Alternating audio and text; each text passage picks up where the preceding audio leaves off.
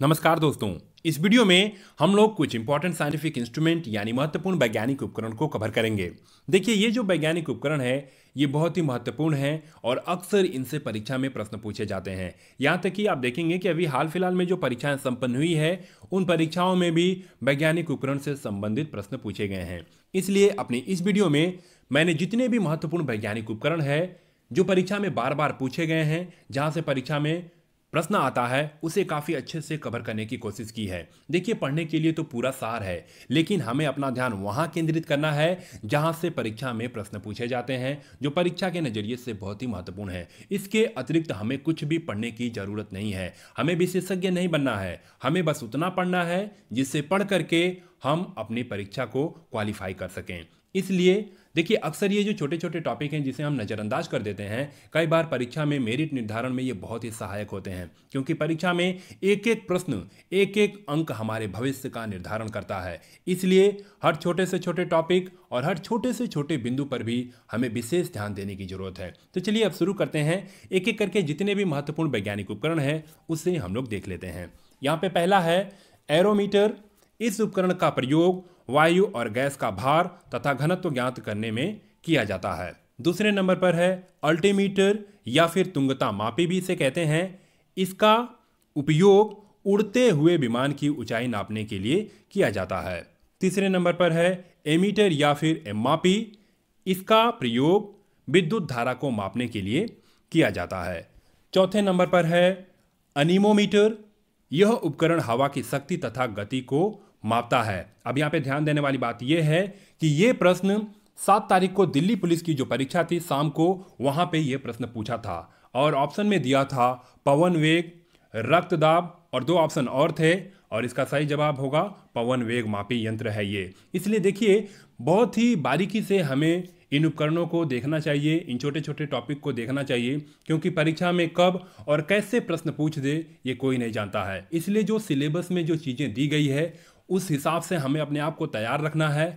उसके बाद फिर परीक्षा में कहीं से भी कैसे भी प्रश्न दे हमें कोई फर्क नहीं पड़ता, हमें बस अपने आप को काफ़ी अच्छे से तैयार रखना है। चलिए अब आगे देखते हैं। 5वें नंबर पर है स्फैग्मोमैनोमीटर। इसका प्रयोग रक्तदाब मापने के लिए किया जाता है। 6वें नंबर पर है कार्डियोग्राफी। तो इसका उपयोग हृदय की गति मापने के लिए किया जाता है। इसके बाद 7वें नंबर पर है ऑडियोमीटर। इस उपकरण का प्रयोग ध्वनि की तीव्रता मापने के लिए किया जाता है। 8वें नंबर पर है बैरोमीटर। बैरोमीटर का प्रयोग वायुमंडल के दबाव को मापने के लिए किया जाता है, यानी कि यह एक वायुमंडलीय दबाव मापक है। इसके बाद 9वें नंबर पर है फैदोमीटर। तो इस उपकरण का प्रयोग समुद्र की गहराई को मापने के लिए किया जाता है। 10वें नंबर पर देखिए, आप यहाँ पे देख सकते हैं जितने भी महत्वपूर्ण हैं जहाँ से परीक्षा में बार बार प्रश्न पूछा गया है उसे ही मैंने कवर करने की कोशिश की है। हमें देखिए अतिरिक्त पढ़ने की ज़रूरत ही नहीं है, पढ़ने के लिए तो बहुत कुछ है, लेकिन बस उतना पढ़िए जहाँ से परीक्षा में प्रश्न पूछा जाता है। चलिए 10वें नंबर पर है मैनोमीटर, और यह उपकरण गैस का घनत्व मापने के लिए इसका प्रयोग किया जाता है। इसके बाद 11वें नंबर पर है हाइड्रोमीटर।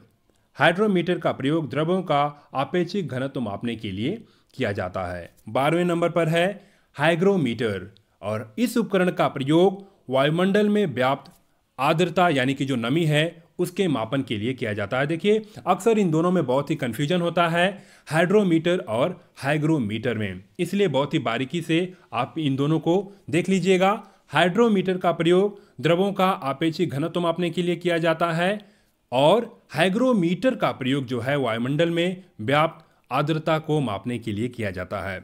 इसके बाद 13वें नंबर पर है हाइड्रोफोन। तो इस उपकरण का प्रयोग पानी के अंदर ध्वनि तरंगों की गणना के लिए किया जाता है।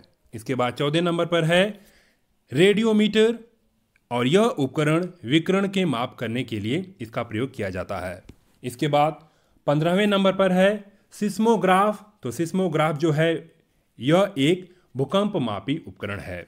इसके बाद 16वें नंबर पर है कैलोरीमीटर, और ये जो कैलोरीमीटर है इसका प्रयोग ऊष्मा मापन के लिए किया जाता है। और इस वीडियो का अंतिम और 17वें नंबर पर है टैकोमीटर। तो टैकोमीटर का प्रयोग वायुयानों तथा मोटर नाव की गति को मापने के लिए किया जाता है।